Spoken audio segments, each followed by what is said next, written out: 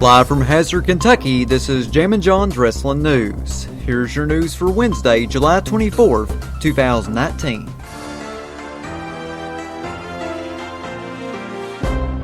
We start off with some breaking news out of All Elite Wrestling. AEW on TNT's Twitter account officially announced today that AEW's weekly series, believed to be called Wednesday Night Dynamite, will premiere on Wednesday, October 2nd.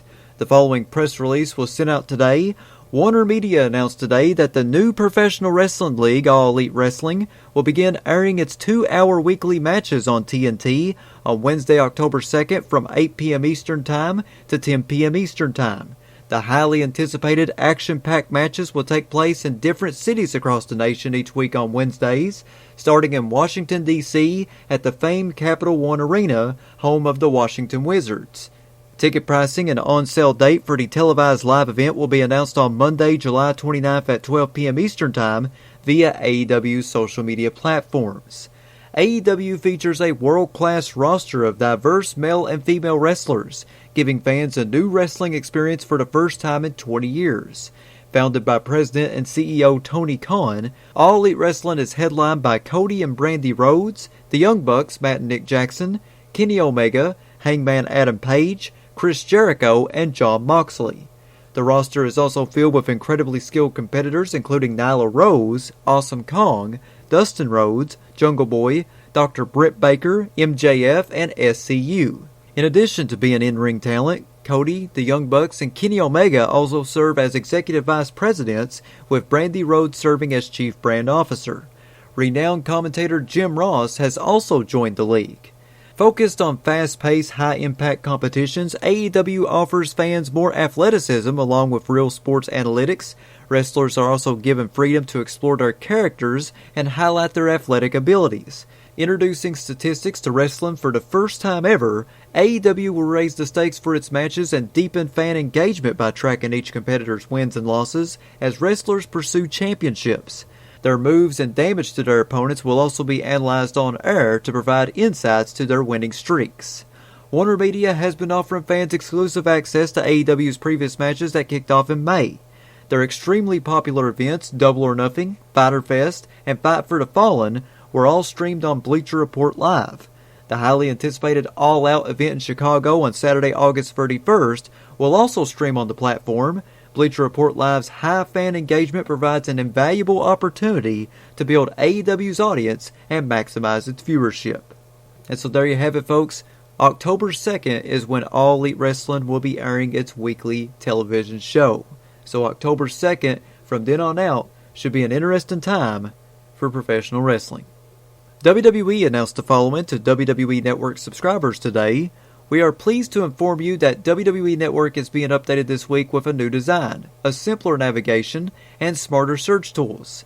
In addition, please be aware of the following. Number 1, you will need to log in with your email address and password the first time you use the updated WWE Network on each streaming device.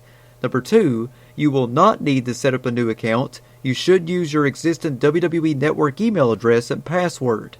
And number 3, the update will occur on different devices at different times during the week. Also, Mike Johnson of PWInsider.com commented on the new updates to the WWE Network by saying, "There was a lot of talk at WWE TV this week that the company is finally close to launching their updated version of the WWE Network, and it will be much coming sooner than later. The company has been working on developing the new version for some time and moved the network's infrastructure from BAMTech to Endeavor Streaming Group this past January." Impact Wrestling released the following statement regarding Rob Van Dam's appearance on Monday Night Raw by saying, "RVD appeared on Raw with our blessing. We were approached about it and didn't see why we would have any problem with it." There were recently rumors about Anthem Media, Impact Wrestling's parent company, acquiring Access TV and having Impact there on the platform. While there was a report that talks have died, PWInsider.com is claiming that there are still talks for Impact to acquire Access TV. Stay tuned to Jammin John's Wrestling News for any further breaking news updates on this story. With WWE set to announce their second quarter financial earnings call tomorrow, several WWE executives unloaded stock earlier this week when the price was around $70. Here is the list of SEC filings and what executives sold this week. Vince McMahon sold 2,627 shares for $70.23. Triple H sold 17,560 free shares for $70.23. Stephanie McMahon sold 17,681 shares for $70.23. George Barrios sold 139,175 shares between $69.46 to $70.62. Kevin Dunn sold 68,628 shares for $70.23. Mark Kowal sold 3,845 shares for $70.23. And Michelle Wilson sold 65,318 shares for $70.23.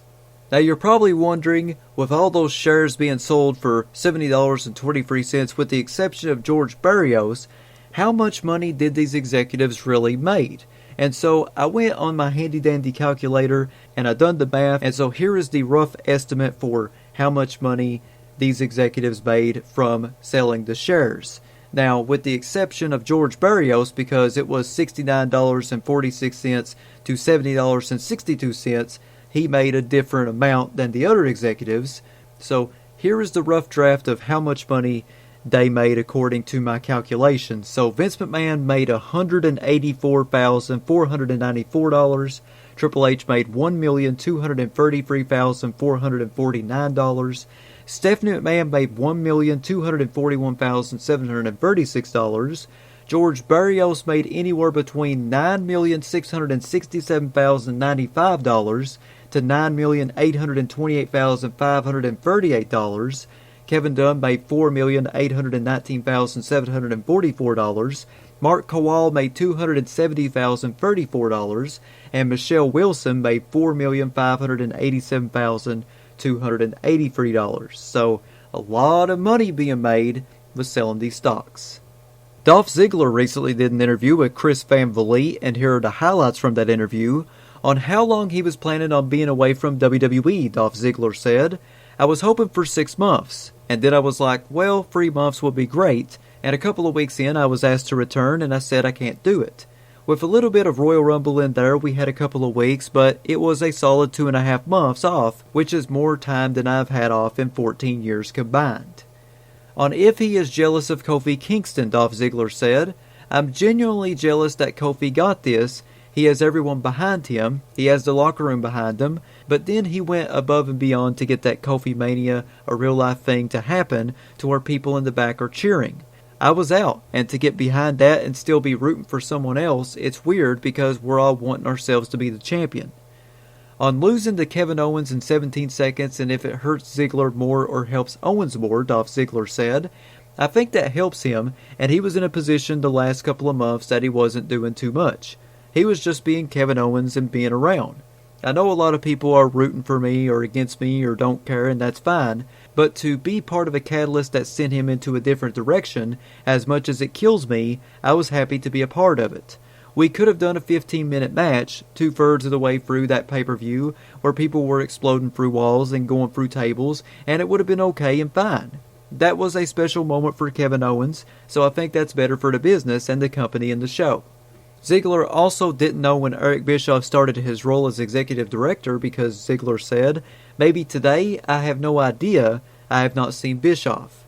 And on which WWE superstar he would like to have a longer program with, Ziggler said, "I would like to do something long-term with AJ Styles because we got to do a couple of live events and a couple of shows to where him and I said at the beginning, we're just going to go amateur wrestling at the beginning. So we just got to roll around to test each other out and feel it out." And finally, here on Jammin' John's Wrestling News, ProWrestlingSheet.com is reporting that Trish Stratus is in talks with WWE for a match at SummerSlam in her hometown of Toronto, and that it's likely to happen. PostWrestling.com is also reporting that the match will take place at SummerSlam. As seen on this week's SmackDown Live, Charlotte Flair demanded a match for SummerSlam, and the speculation is that Stratus will be the opponent for Charlotte. Charlotte is now referring to herself as the Queen of All Eras on social media. Very interesting stuff. That is your news for Wednesday, July 24th, 2019. Check back here tomorrow for another Jammin' John's Wrestling News Flash Briefing on Amazon Alexa devices, Spotify, YouTube, Stitcher, iTunes, and Player FM. Follow me on Twitter at John Caldwell, JONCOLWELL. Follow me on Instagram, the Jammin John.